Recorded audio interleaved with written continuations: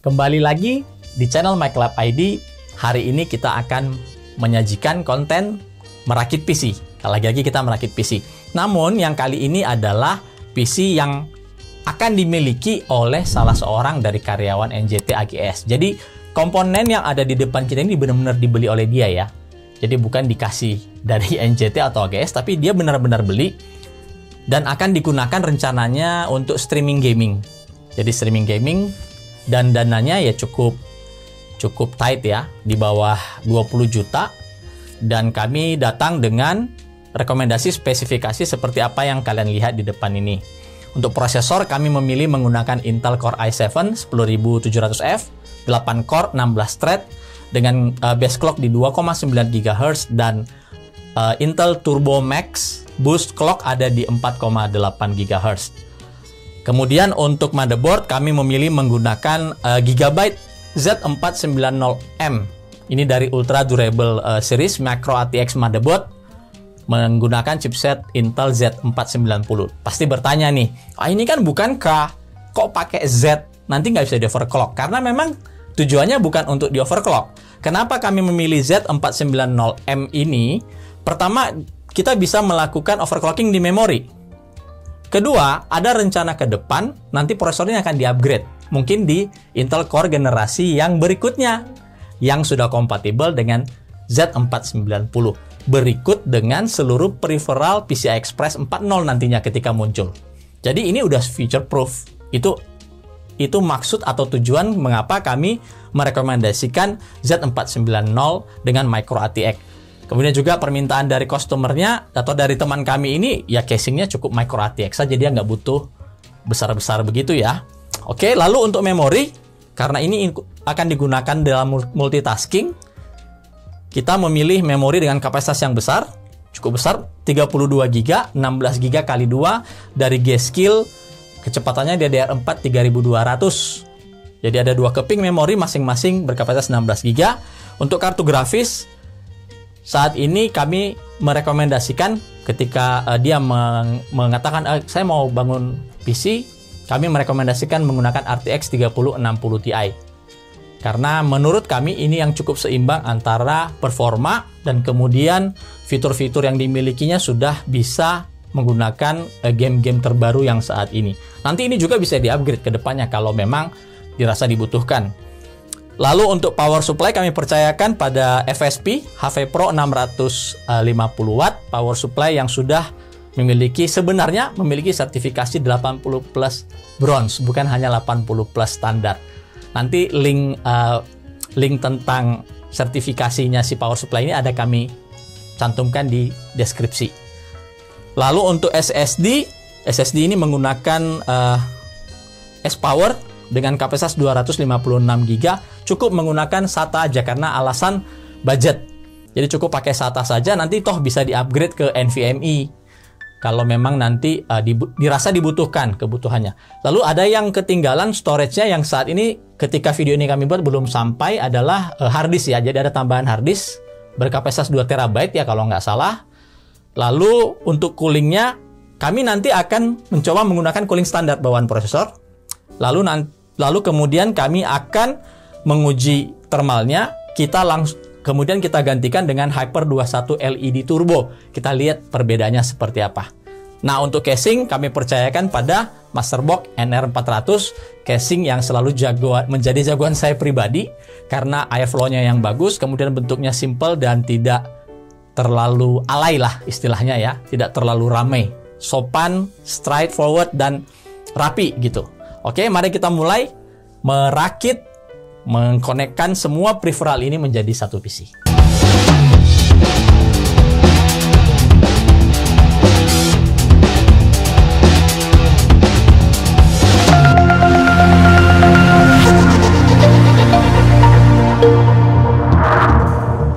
Motherboard Gigabyte Z490M ini sudah kita buka dari kemasannya, dan sebelum kita mulai saya ingin menjelaskan beberapa hal di motherboard ini.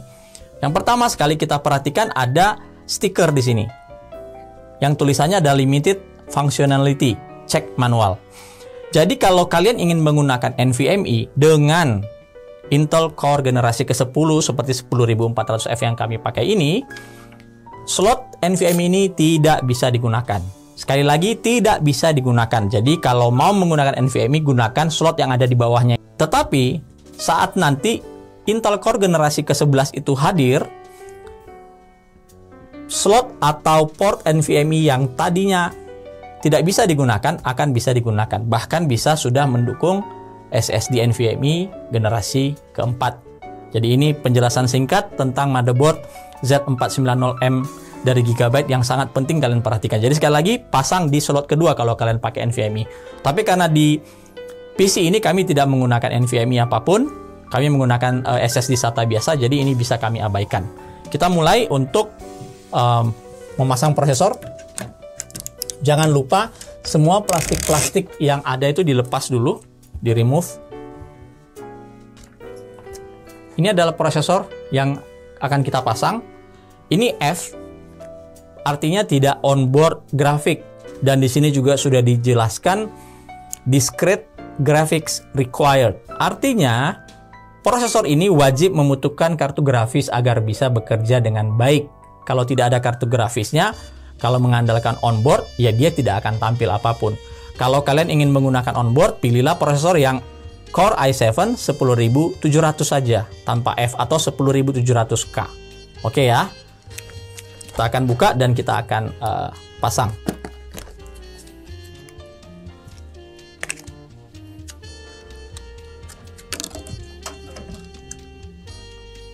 Tidak perlu melepas pelindung soket, biarkan saja.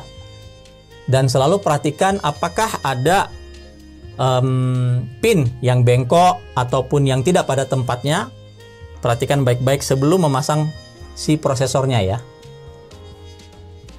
Lalu sejajarkan prosesor.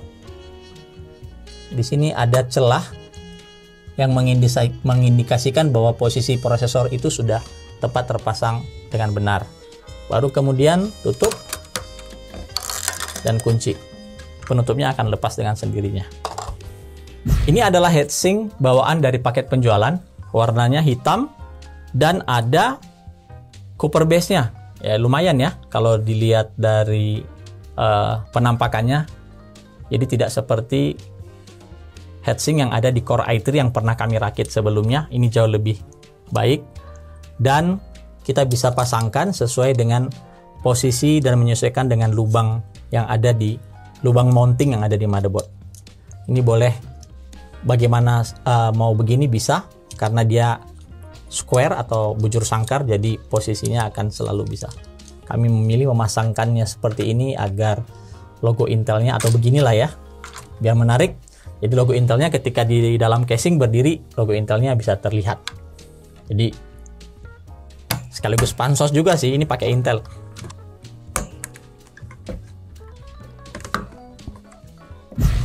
Jadi perhatikan, memastikan mounting itu sudah terpasang.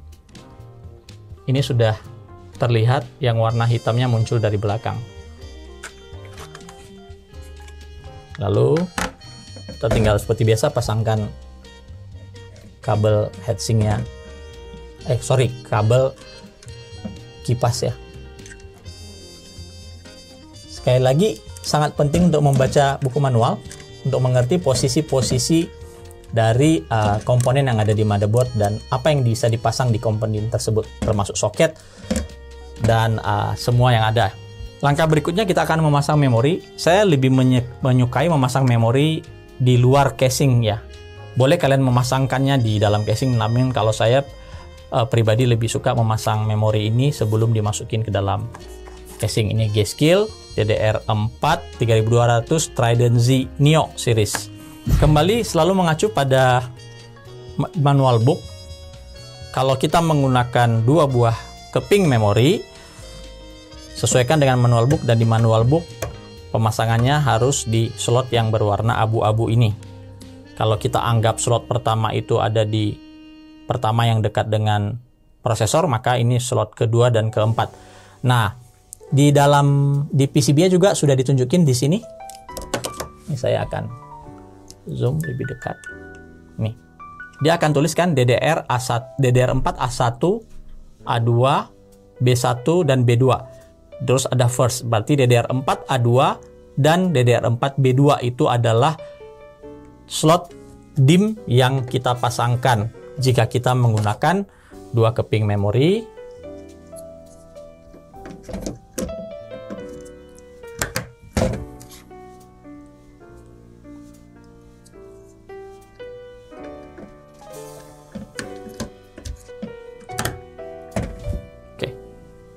Kita memasang power supply FSP HP Pro 650 watt yang sudah lebih dari cukup ya untuk kapasitas, untuk spesifikasi yang kami pilihkan ini.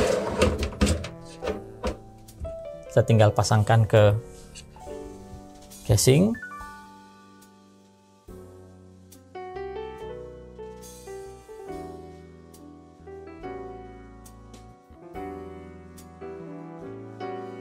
Selanjutnya kita akan memasangkan motherboard ke dalam casing untuk memastikan, dan di casing ini sudah terpasang ya spacer ataupun penyangga, tapi kita pastikan ini sudah terpasang dengan kuat. Kita cek ya. Ya.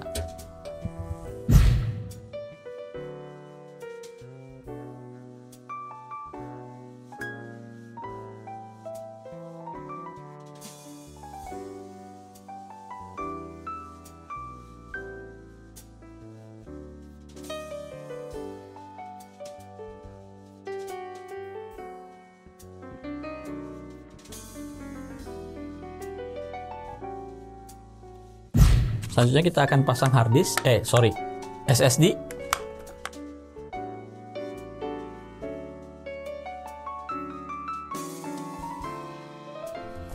SSD kita sudah pasang sini. Dan nanti hard disk kita akan pasangkan di bracketnya di sini sambil menunggu hard disknya datang. Selanjutnya kita akan koneksikan semua kabel-kabel front panel dari casing ke motherboard.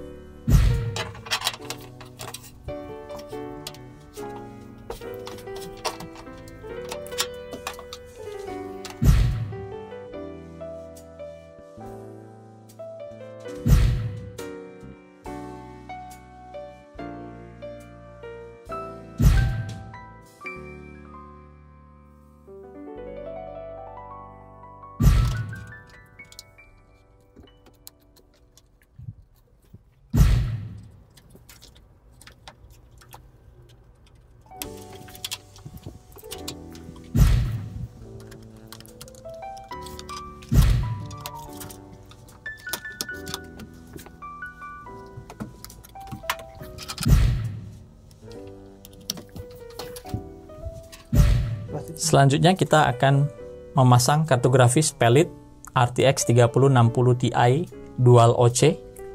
Sebelum dipasang, pastikan plastiknya ini sudah dilepas.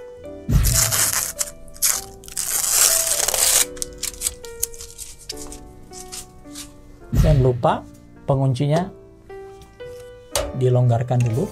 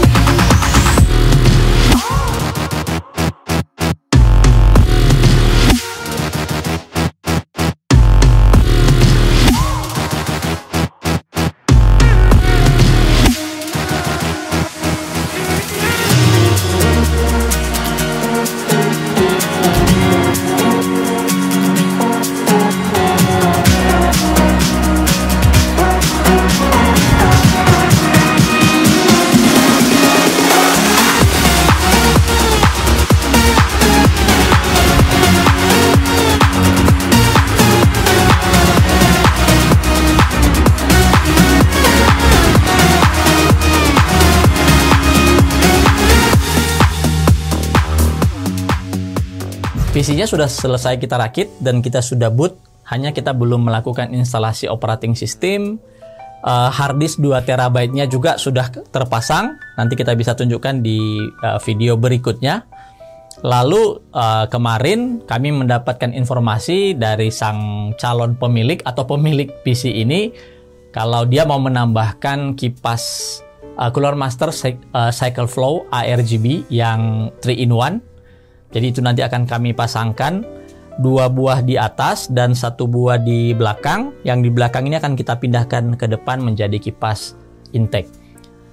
Jadi nanti di video berikutnya kami akan tunjukkan cara pemasangan RGB fan-nya, kemudian bagaimana melakukan sinkronisasinya dengan motherboard, karena di motherboard itu ada, meskipun ini bukan seri Aorus, namun ada header ARGB yang 5 volt. Jadi kita bisa melakukan sinkronisasi nanti dengan aplikasi RGB Fusion 2.0.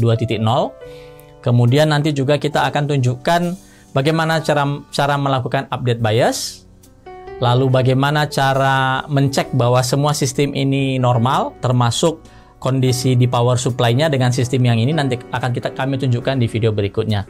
Jadi demikian dulu untuk video tahap merakit PC berbasis Intel Core i7 10700F dan Pellet GeForce RTX 3060 Ti ini.